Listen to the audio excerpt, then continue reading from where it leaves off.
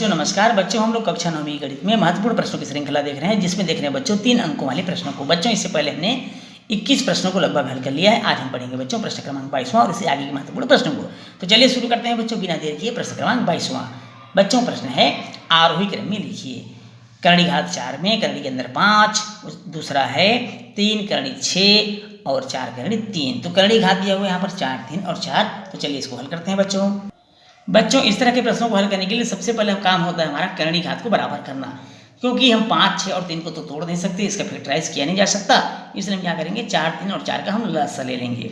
ध्यान समझिएगा बच्चों, करणी घात को समान करने के लिए करणी घात क्या क्या दिया बच्चों, 4 दिया हुआ है, 3 दिया हुआ है, फिर 4 दिया हुआ है। इसका हम लसा ले लेंगे, लघुत्तम समापवर्तक ले लेंगे जो 12 होगा। लसा निकालना आप सबको आता है बच्चों। यदि नहीं आता है, अगर कोई डाउट है तो आप प्लेलिस्ट में जाकर के वीडियो को देख सकते हैं। घातांक वाले चैप्टर में इसको समझाया गया है। अब यहाँ पर 12 आया। अब सबसे पहले हम देखते हैं करणी घात में 4, 5 लसा आया बच्चों 12। कितना आया 12। अब लसा 12 आया है, इस 12 को इस 4 से भाग कर दीजिए। 12 को 4 से भाग करेंगे 3 बार जाएगा तो, और अंदर की संख्या 5 का घात हो जाएगा 3, और 5 का हम 3 बार गुणा करेंगे अर्थात 5 × 5 × 5 तो हमको प्राप्त हो जाएगा 125। कितना मिलेगा बच्चों 125। दूसरी संख्या है करणी घात में 3 और करणी में 6। अब यहाँ पर देखिए 12 लसा आया हुआ था, 12 को 3 से भाग करेंगे 4 बार जाएगा अर्थात 6 का घात 4 हो जाएगा। अब 6 को 4 बार गुणा करने 6 × 6 × 6 गुणित 6 अर्थात 6 6 36 36 हम 1296। कितना हो जाएगा बच्चों 1296। तीसरा दिया हुआ है 4 करणी घात में और करणी के अंदर 3 दिया हुआ है। इस प्रकार दिया हुआ है करणी घात में आया है बच्चों 12, लघुत्तम 12 आया हुआ है। 4 से 12 को भाग करेंगे तो 12 4 × 12 3 बार में कट जाएगा। 3 का घात 3 हो जाएगा बच्चों, और 3 का 3 बार गुणा अर्थात 3 3 और 27। इस तरह से हम लिखेंगे। अब यहाँ पर ध्यान से देखिए बच्चों, आपको करणी घात समान दिखाई दे रहा है 12 12 12। जब करणी घात समान हो गया है तो करणी के अंदर की संख्याओं को हम तुलना कर लेते हैं। अब हमको लिखना है अवरोही क्रम में। आरोही क्रम में, कौन से क्रम में लिखना है बच्चों आरोही क्रम में। आरोही का मतलब होता है बढ़ते क्रम में। बढ़ते क्रम का मतलब होता है बच्चों छोटे से बड़े की ओर चलना है। किधर चलना है छोटे से बड़े की ओर। तो छोटी संख्या देखिए क्या है यहाँ पर, सबसे छोटी संख्या 27 है, तो सबसे छोटी संख्या हो जाएगी 27 वाला को लिख लेंगे। इससे बड़ा कौन है बच्चों 125 वाला है, ये इस तरह से लिख लेंगे। इससे बड़ा कौन है 1296, ये इस तरह से हम लिख लेंगे। ये हमारा आंसर नहीं है बच्चों, ये तो हमने सवाल को सरल करने के लिए हमने लसा निकाल करके ज्ञात किया था। हमारा आंसर होगा 12 करणी 27 किसका हल है, 4 करणी 3 का। 12 करणी 125 किसका हल है, 4 करणी 5 का। इसी प्रकार 12 करणी 1296 किसका हल है बच्चों, ये है 3 करणी 6 का। ये हमारा सही आंसर होगा आरोही क्रम में। ये हमारा क्या हो गया बच्चों आंसर हो गया। तो इस तरह से हम करणी घात को समान करके लसा निकाल करके हम करणी घात समान करके आरोही अथवा अवरोही क्रम में प्रश्न को हल कर सकते हैं। चलिए बच्चों देखते हैं अगला प्रश्न है।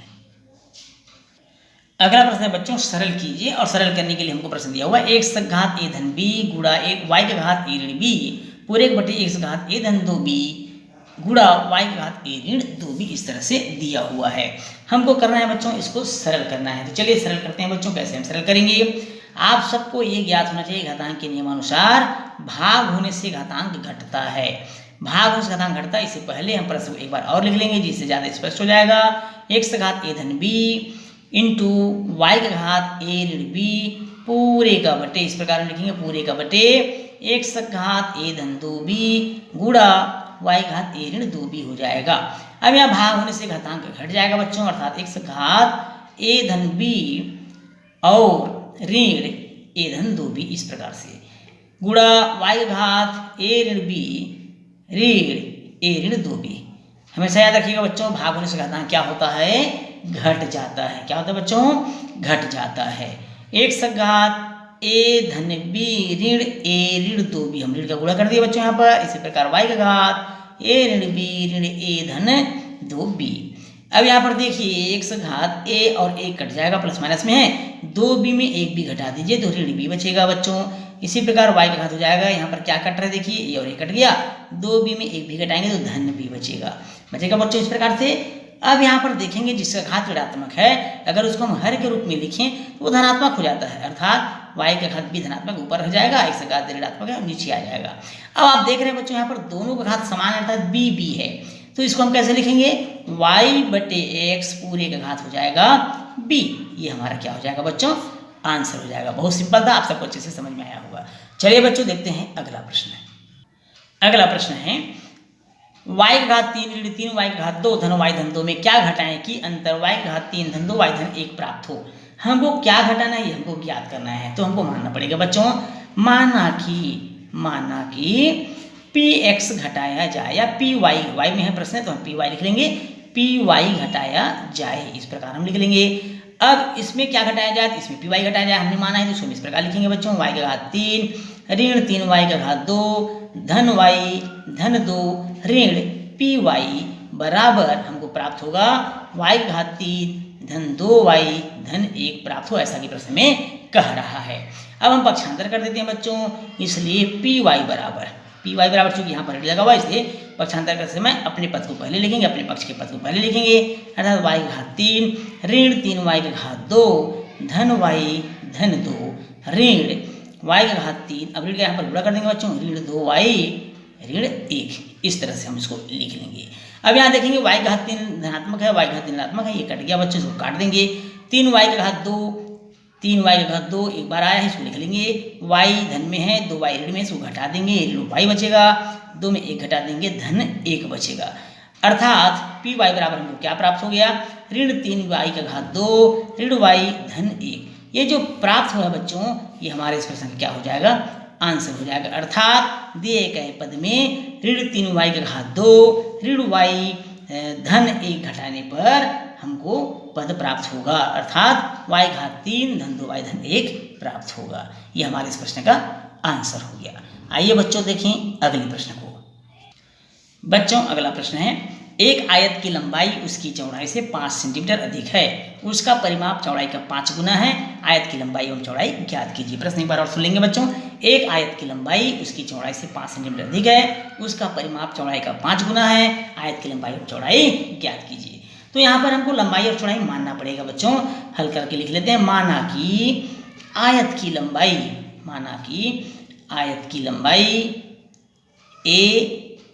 ए इकाई अर्थात ए सेंटीमीटर दिया सेंटीमीटर में, वह चौड़ाई हम मान लेते हैं 20 सेंटीमीटर अर्थात बी इकाई, सेंटीमीटर में दिया हुआ तो सेंटीमीटर मान लेंगे, मीटर दिया हुआ तो मीटर मान लेते बच्चों।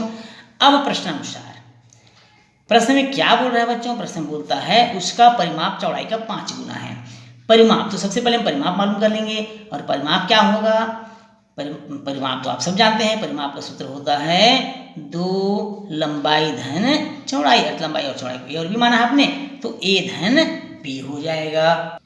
तथा यहाँ पर प्रश्न में ये भी बोल रहा है बच्चों, क्या बोल रहा है कि लंबाई उसकी चौड़ाई से 5 सेंटीमीटर अधिक है, लंबाई उसकी चौड़ाई से 5 सेंटीमीटर अधिक है, तब यहाँ पर लंबाई हो जाएगा, यहाँ पर हम लिख लेते हैं या फिर अलग से भी लिख सकते हैं, प्रश्न से लंबाई ए बराबर हो जाएगा 5 सेंटीमीटर अधिक है, अर्थात चौड़ाई का 5 सेंटीमीटर अधिक हो जाएगा, ऐसा हो जाएगा। अब परिमाप बराबर, चूंकि प्रश्न में परिमाप कितना दिया है, प्रश्न में ये भी दिया हुआ है कि परिमाप चौड़ाई का 5 गुना हो जाएगा, और चौड़ाई को हमने क्या माना है बच्चों, बी माना है। प्रश्नानुसार चौड़ाई 5b, क्योंकि चौड़ाई को बी माना है, बराबर 5 गुना हो जाएगा। प्रश्न में लिखा हुआ है 2 लंबाई ए का मान दिया है b धन 5, क्योंकि 5 अधिक है, b धन 5 धन b, ये इस तरह से हो जाएगा बच्चों। कोई दिक्कत यहाँ तक, कोई दिक्कत नहीं होना चाहिए।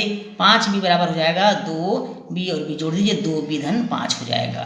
अब 2 का गुणा कर देंगे बच्चों, 5b बराबर हो जाएगा 2 दूनी 4b धन 2 पंचे 10, 4b अपने सर पक्षांतर कर लेंगे, 5b ऋण 4b बराबर हो जाएगा 10। 5b में 4b घटा दीजिए बच्चों, 5b में 4b घटाने से 1b बचेगा, कितना बचेगा, 1b अर्थात केवल b बचेगा, b बराबर हो गया 10। ये b क्या था बच्चों, चौड़ाई था। अब प्रश्न में पूछा है लंबाई भी याद करना है आपको, है ना, अर्थात लंबाई बराबर हो जाएगा, क्या होगा बच्चों, लंबाई को आपने क्या माना है, b धन 5 माना हुआ है, अर्थात 10 धन 5 बराबर 15 सेंटीमीटर। अब यहाँ पर आपको मिल गया लंबाई अर्थात a बराबर 15 सेंटीमीटर और चौड़ाई b बराबर 10 सेंटीमीटर। ये इस प्रश्न क्या हो जाएगा बच्चों, आंसर हो जाएगा। बहुत सरल था, आप सब बहुत अच्छे से समझ में आया होगा, ऐसा मुझे विश्वास है। चलिए देखिए बच्चों अगला प्रश्न है, यदि किसी त्रिभुज का एक कोण दूसरे कोण से 15 अंश अधिक है, ध्यान से प्रश्न को समझिएगा। यदि किसी त्रिभुज का एक कोण दूसरे कोण से 15 अंश अधिक है, तीसरा कोण दूसरे कोण के दुगने से 25 अंश अधिक है, त्रिभुज के तीनों कोण ज्ञात कीजिए। अब यहाँ पर हमको त्रिभुज का दूसरा कोण मानना पड़ेगा बच्चों। माना कि त्रिभुज का दूसरा कोण कितना मान लेते हैं बच्चों, x अंश मान लेते हैं, x अंश है। तब प्रश्न से पहला कोण क्या हो जाएगा, तब प्रश्न से पहला कोण होगा बच्चों 15 अंश अधिक है, अर्थात 115 अंश हो जाएगा। तीसरा कोण, क्योंकि दूसरा कोण आप मान चुके हो, तीसरा कोण हो जाएगा कितना, तीसरा कोण दिया हुआ है 2 से 25 अधिक है, 2 से 25 अंश अधिक है, अर्थात 2 125 अंश हो जाएगा। ये इस तरह से हमने इसको मान लिया। चूँकि आपको ये भी मालूम है बच्चों कि त्रिभुज के तीनों कोणों का योग 180 अंश होता है, बराबर 180 अंश। त्रिभुज के तीनों कोण का योग बराबर कितना होता है बच्चों, 180 अंश। तीन कोण, पहला कोण, दूसरा कोण, तीसरा कोण, आपने तीनों का मान ज्ञात कर लिया है। पहले कोण का मान कितना आया बच्चों, पहला कोण 115 अंश, दूसरा कोण 1 अंश, तीसरा कोण 2 125 अंश, बराबर हो जाएगा बच्चों 180 अंश।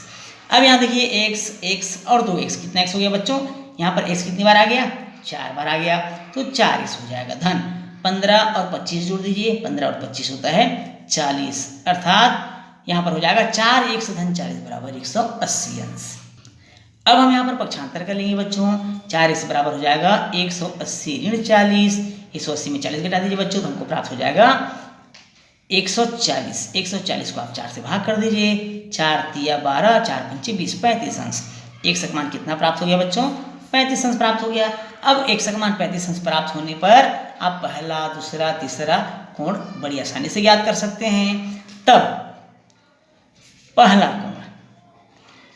कोण को आपने क्या माना था बच्चों, 1 धन 15 माना था। कितना माना था, 1 धन 15, अर्थात 35 धन 15। 35 और 15 कितना होगा बच्चों, 35 5 40 50 अंश हो जाएगा पहला कोण। दूसरा कोण को आपने क्या माना था बच्चों, दूसरा कोण को आपने x माना था, तो अर्थात 35 अंश ही होगा। तीसरे कोण को आपने क्या माना था बच्चों, तीसरा कोण को हमने माना है 2 1 धन 25, ये माना था ना तीसरा कोण 2 1 धन 25, तो यहाँ पर हो जाएगा 2 1 धन 25, अर्थात 2 गुणित 35 धन 25।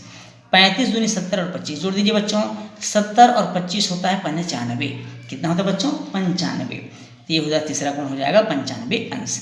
तो इस तरह से हम तीनों कोण याद कर लिए, पहला कोण 50 अंश, दूसरा कोण 35 अंश और तीसरा कोण 95 अंश। तो इस तरह से हम त्रिभुज के तीनों कोण का योग 180 अंश होता है, से इसके आंसर की जांच भी कर सकते हैं। चलिए बच्चों देखते हैं अगला प्रश्न है बच्चों, मोहन अपनी मासिक आय का 75% खर्च करने के बाद 3,950 रुपये बचाता है, तो उसकी मासिक आय कितनी है। यहाँ पर हमको मासिक आय मानना पड़ेगा। माना कि मोहन की मासिक आय